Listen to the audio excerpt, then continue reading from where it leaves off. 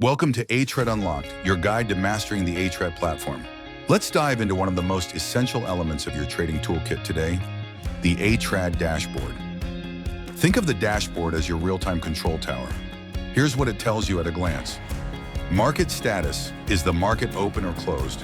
One quick look here, and you'll know whether it's time to trade. Market info is a quick summary of what's happening across the market. Market contribution shows how the market's moving. Positive means more stocks are gaining share price.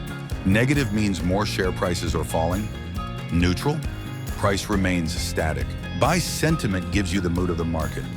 Are people buying with confidence or staying cautious? Turnover is the total value of shares traded today. Big numbers here often mean big moves or major interest. Trades show how many actual transactions happen. It tells you how busy the market's been. Volume shows the count of shares traded, handy for spotting momentum. ASI, or All Share Index, is a pulse check of the entire market, including all listed companies. S&P SL 20 Index focuses on the 20 biggest and most actively traded stocks.